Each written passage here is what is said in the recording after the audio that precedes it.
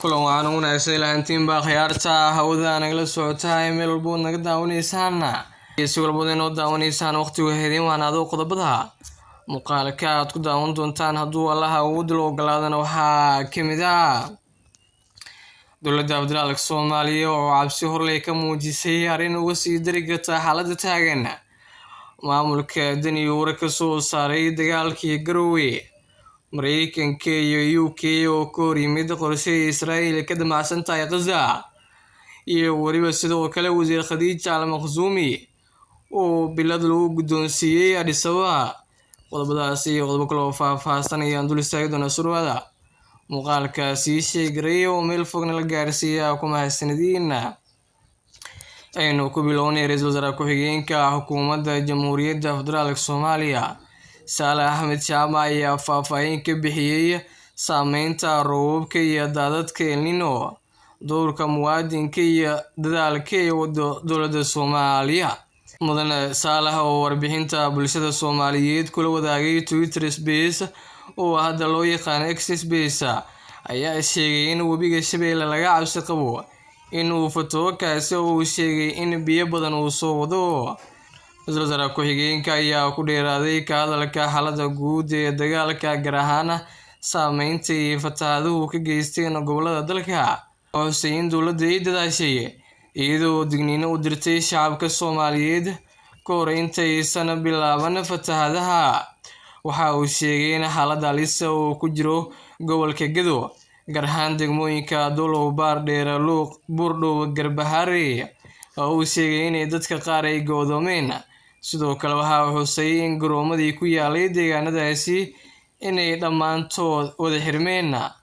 dhanka dowlad goboleedka Jubbaland ayuu ra'iisul wasaaruhu sheegay in magaalooyinka Afmadow iyo Doobley ay ku soo rogmadeen toogaga kuwaasoo Hussein ay geysteen khasaare kala duwan deegaanada koonfur galbeed ayuu sidoo kale sheegay in laga soo warinayo xaalad halis iyadoo magaalooyinka Baydhabo Buur-Hakaba Ceelbarde Raaqdhoobe iyo Waajid laga soo warinayo xaalad la mid ah kuwa magaalooyinka kale mudane Saale ayaa ugu dambeyntii waxa uu sheegay in xukuumadda ay iska saartay qaar ka mid ah golaha wasiirada kuwaasi oo ka kala socday wasaaradaha arrimaha gudaha caafimaadka gaashaandhigga waxbarashada ciidanka iyo duulimaadka si kastaba roobkaasi ayaa dhaliyay daadad xooggan oo ay ka dhasheen khasaare kala duwan oo isugu jira dhimasho iyo dhaawac iyo khasaare hantiyadeed sida ay horey u baahisay dowladda dhanka kale taliska booliska maamulka Puntland ee madaxweyne Siciid Cabdullaahi Dani oo ay weheliyaan maamulka gobolka Nugaal iyo kan degmada Garowe ayaa siyaasiyiinta mucaaradka ku eedeeyay dhacdadii maalmo ka hor ka dhacday magaalada Garowe taliyaha qaybta booliska gobolka Nugaal Jaraal Sare Maxamed Cali Marduuf oo horeyn ka hadlay dhacdadii khasaaraha sababtay ee ka dhacday Garowe ayaa siyaasiyiinta Maxamed Cabdiraxmaan Faroole iyo Asad Cismaan Diyaano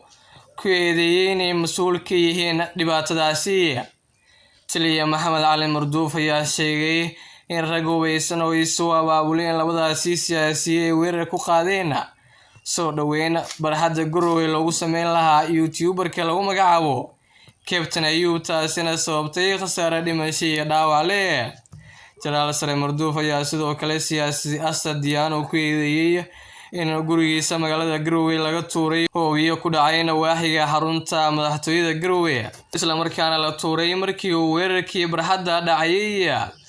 dhinaca kale taliyaha booliska Puntland Sareeyo Guuto Muumin Cabdi Shire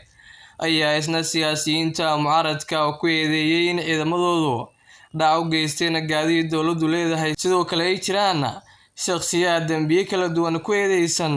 oo u galay dhanka mucaaradka maamulka gobolka Nugaal iyo kan degmada Garowe oo sidoo kale halkaasi ka hadlay ayaa sheegay in siyaasiyiinta mucaaradka ay qayb ka yihiin falalka amni darrada ee ka dhacay gudaha Puntland gaar ahaan caasimadda Garowe dhanka kale dowladaha Mareykanka iyo Ingiriiska ayaa ka hor yimid qorshaha socda ee Israa'iil ku doonayso in dhowr iyo 10 sano kadib ay dib ula wareegto amniga guud ee marinka Gaza ra'iisul wasaaraha Israa'iil Benjamin Netanyahu ayaa ku goodiyay in Israel ay damaanad ahaan ula wareegi doonto amniga guud ee marinka Gaza kolka uu dhamaado dagaalka ay kula jiraan ururka Hamas. Netanyahu ayaa Isniintii sheegay in Tel Aviv ay amniga Gaza gacanta ku hayn doonto sida uu yiri ilaa waqti aan la cayimin, iyagoo markaasi ka hortagaya weerarkii 7 Oktoobar oo kale. Israel waxay yeelan doontaa mas'uuliyadda guud ee amniga Gaza muddo aan la cayimin markuu dagaal ku dhamaado, sababtoo ah waxaynu aragnay waxa dhacaya, ayuu yiri Netanyahu. Wasiirka arrimaha dibadda Mareykanka Antony Blinken oo ka falcelinayay wararka ka soo yeeray Netanyahu ayaa uga digay in Israel ay dib u soo cusboonaysiiso qabsashadeedii marinka Gaza. Wasiirku Arbacadii warbaahinta kula hadlay magaalada Tokyo ayaa sheegay in Mareykanku Israel ku taageerayo inay meesha ka saarto Hamas, balse aanu ku taageeri doonin inay dib ula wareegto Gaza. Israel ma qabsan karto marinka Gaza oo ay iska caddahay inaysan qabsan karin. Hadda xaqiiqadu waxay tahay inay jiri karto baahi loo qabo muddo kala guura maadka iska horimaadka, ayuu yiri wasiirka. Blinken ayaa hadalkiisa ku xoojiyay marka Hamas laga adkaado, dadka Falastiiniyiinta waa inay iyagu la wareegaan maamulka Gaza iyo xitaa daanta galbeed. Dhanka kale, wasiirka arrimaha dibadda Britain James Cleverly ayaa sheegay in loo baahan yahay in Israel ay awoodda ku wareejiso hogaamiyayaasha Falastiiniyiinta ee nabadda jecel, sida uu yiri. Washington iyo London ayaa Tel Aviv ka dalbanaya inay wareejiso maamulidda Gaza markii ay gaarto hadafkeeda in la ciribtiro Hamas. Hogaamiyayaasha Bariga Dhexe ayaa si adag u cambaareeyay barakicinta khasabka ee Israel ka wada Gaza, taasoo ay u arkaan qorshe ay ka leedahay dhul balaarsi. Ciidamada Israel ayaa bishii Sebteembar ee sanadkii 2005 isaga wada bixiyay marinka Gaza kadib ku dhawaad 40 sano oo ay xoog ku haysteen. Xilligaasi waxay magaaladu ku wareejiyeen maamulka Falastiiniyiinta, inkastoo ay Hamas kala wareegtay bishii Juun ee sanadkii 2007. Israel ayaa tan iyo xilliga ay ahayd cidda go'aanka ka gaaraysa cidda imaanaysa iyo cidda kale ee ka bixisa Gaza, iyadoona weli Israel gacanta ku hayso maamulka hawada iyo badda Gaza. Dhanka kale, wasiirka wasaaradda deegaanka iyo isbeddelka cimilada xukuumadda federaalka Soomaaliya Khadija Al-Maqzuumi ayaa ku guuleysatay abaalmarinta Africa Sustainability Outliers Award oo ay kula tartantay 3 rag. Tartanka ayaa ka dhacay magaalada Addis Ababa ee dalka Ethiopia. Ugu dambeyntiina wasiir Khadija ayaa lagu dhawaaqay inay ku guuleysatay isla markaana la guddoonsiiyay abaalmarinta. Wasiirka wasaaradda deegaanka iyo isbeddelka cimilada ee xukuumadda federaalka Soomaaliya Khadija Maxamed Al-Maqzuumi ayaa ka mid noqotay musharaxiin loo xushay ka qaybgalka tartanka biladda ee Africa Sustainability Outliers Award loo soo gaabiyo ASO Awards 2023. Wasiirka Khadija ayaa loogu xushay u tartamidda biladda shaqooyinka baaxadda leh ee ka qabatay wasaaradda deegaanka iyo isbeddelka cimilada, oo ay ka mid yihiin u heelanaanta gaarka iyo ka go'naanshaha in la abuuro mustaqbal waara ee Afrika,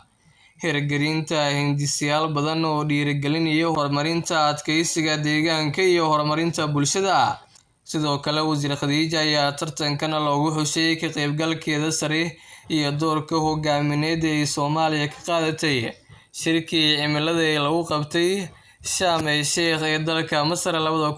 2022. Daafurka hindisaha derbiga weyn ee cagaaran, kaasi oo qayb ka ah hindisaha Soomaali cagaaran. Wasiirka ayaa door weyn ka qaadatay abaabulka howlgelinta howlaha wadatashiga ee daneeyayaasha iyo dadejinta hirgelinta howlahaasi si Afrika loo gaarsiiyo horumar waara. Dejinta hindisaha iyo aragtida weyn ee lagu beerayo malaayiin geed, taasi kor loogu qaado xalalka tamarta la cusboonaysiin karo, awoodsiinta haweenka iyo dhalinyarada, abuuritaanka jawi nabadeed oo suurtagelinaya horumarka iyo in dadku ay la qabsadaan isbeddelka. Maadaama ay si dhab ah dalkeeda iyo dadkeeda ugu soo matashay dalal badan oo ay hidan jire, waxay u ololeysay wacyigelinta guud ee arrimaha deegaanka si dadku ay si firfircoon ula falgalaan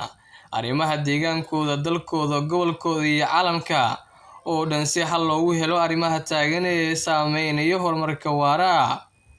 Dadaalkeeda ayaa saameyn weyn ku yeeshay bulshooyinka, horumarinta kobaca dhaqaalaha, ilaalinta kheyraadka dabiiciga iyo horumarinta hab nololeedyo, sidaas darteedna u qaabeynaya mustaqbal waara ee Afrika.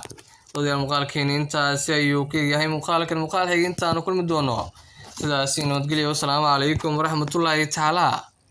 wabarakaatuh.